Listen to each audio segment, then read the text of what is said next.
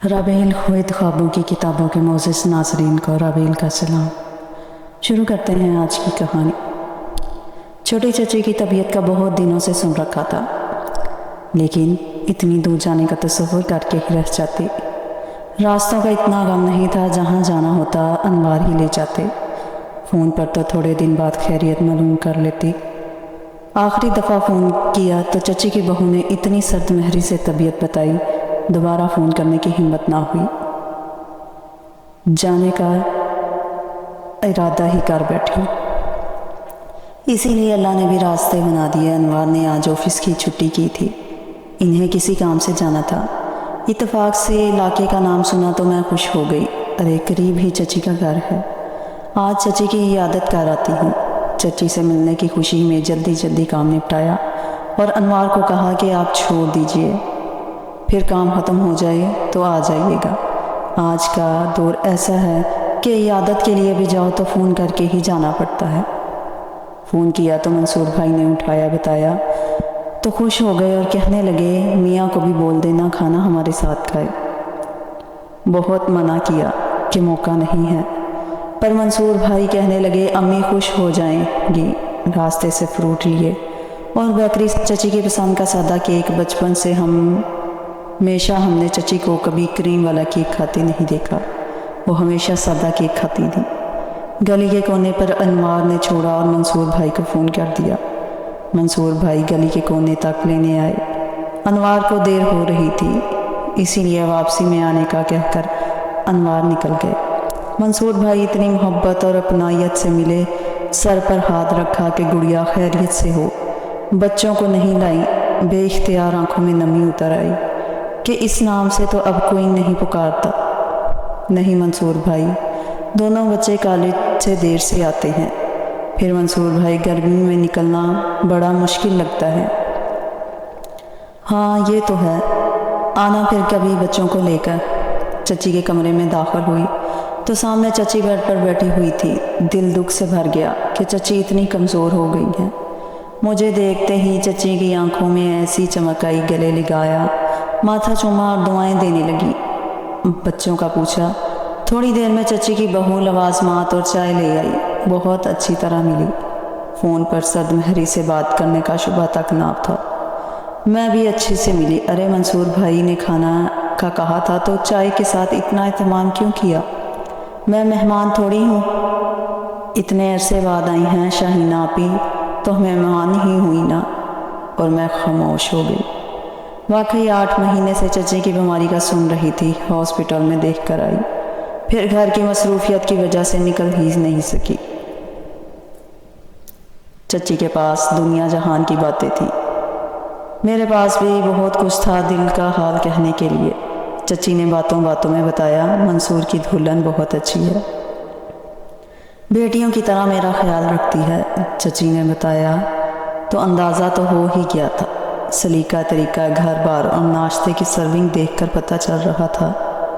चची बताने लगी कि जब से तबीयत ख़राब हुई है अपने मैके भी नहीं जाती। मैके सुबह जाती है, शाम में आ जाती है। कि घर में कोई और तो है नहीं, मेरा तो एक ही बेटा है। दिल डरता था न जाने कैसी बहू हो, लेकिन दुल्हन बहुत अच्छी है, बस अल्लाह जल्द इसकी गोद भरे। चची ने कुछ भी नहीं खाया, मैदे की तकलीफ़ की वजह से बस लिक्विड ही खा रही थी। बगैर मसाले के बहू ने इसरार करके चाय के साथ रखे लवाजमात सर्व किए और बातें करने लगी कि मंसूर और अम्मी बताते हैं कि ताई अम्मी और इनके मशवरे किए बगैर कोई काम नहीं करती थी। अम्मी और ताई अम्मी की बहुत बनती थी। मैं भी ठंडी सांस भर कर रह गई कि वो भी क्या दिन थे। ईद, बकरा ईद, शादी, सब शॉपिंग अम्मी चची के साथ करती थी। अम्मी के जिक्र पर मैं आप दीदा हो गई तो चची कहने लगी कि ये भी मैका है तुम्हारा, नौरीन फरहीन की तरह आया करो, रहने आओ, बच्चों को लेकर आओ जब दिल करे। इतना दिल भरा हुआ, बातों में वक्त गुजरने का एहसास भी नहीं हुआ।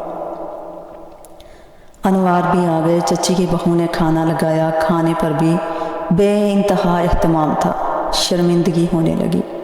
इस पर मंसूर भाई का खुलूस और मोहब्बत मान क्या कुछ नहीं था। इनके लहजे में चची ने कुछ भी नहीं खाया। दलिया दुल्हन ने ला कर दिया तो बस आधी प्लेट खाई और वापस करने लगी। मैंने इसरार करके बातों बातों में चची को पूरा दलिया खिलाया। चची अनवार से बातें करने लगी। मैं चची की बहू के साथ बर्तन समेटने लगी। बहुत मना करने के बावजूद मैंने किचन में बर्तन रखे और पलटने लगी तो चची की बहू फिज़ा ने मुझे मुखातिब किया, शहीना आपी, आपको फ़ोन पर मेरा अंदाज़ बुरा लगा था। मैंने भी दिल में रखना मुनासिब ना समझा, तस्दीक में गर्दन हिला दी। आंटी को मैदे का कैंसर डायग्नोस हुआ है।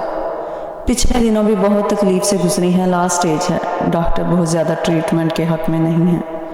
आप सबको आंटी इतना याद करती हैं, मंसूर ने सबको फ़ोन करके बताया भी था। आपसे तो आंटी इतना प्यार करती हैं, मंसूर को भी छोटी बहनों वाला मान था।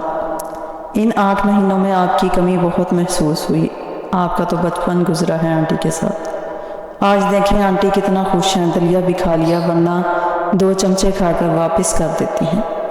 फ्रूट भी खाया और चेहरा खुशी से पुरानी बातों को याद करके धमक रहा है। मैं और मंसूर आंटी का बहुत ख्याल रखते हैं। मंसूर का तो बस नहीं चलता, अपनी अम्मी के मुंह से निकली हर बात पूरी कर दे। ये खुशी तो आप ही दे सकती थी, फिर इतनी देर क्यों लगाई? मैंने आपसे इसीलिए रूड होकर बात की कि जिस तरह आंटी आपसे बहुत प्यार करती हैं, आप भी ज़रूर आएंगी।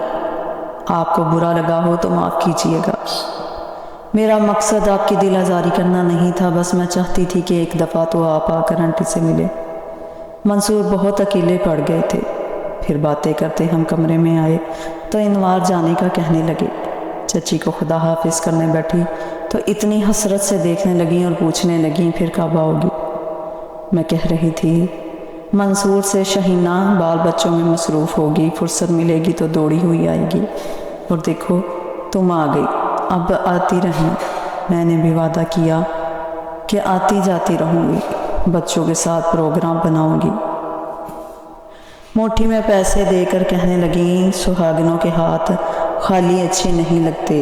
आंखों में आंसू आ गए कि अब ये जुमले सुने ज़माना हुआ। चची का माथा चूमा और मंसूर भाई से माजरत के अल्फाज कहने चाहे तो सर पर हाथ रख कर कहने लगे, नहीं बेटा कोई बात नहीं, ज़िंदगी बहुत मसरूफ़ हो गई है, दूर का सफ़र भी है। हाथ में पैसे दिए और कहने लगे कि बेटियां मैके से खाली हाथ नहीं जाती। बेइख्तियार चची की बहू से नज़रें मिली और शर्मिंदगी हुई कि इतने मोहब्बत भरे मान भरे रिश्तों को दुख दिया। वाकई कभी कभी हम वक्त निकालते बहुत देर कर देते हैं कि चाहने वाले रिश्ते जो हमसे सिर्फ हमारा वक्त मांगते हैं, वक्त निकालते निकालते शुक्र है कि बहुत देर नहीं हुई। जल्दी से दोबारा आने का अहद किया और खुदा हाफिज़ कहकर अनवार के साथ गली का मोड़ काटा।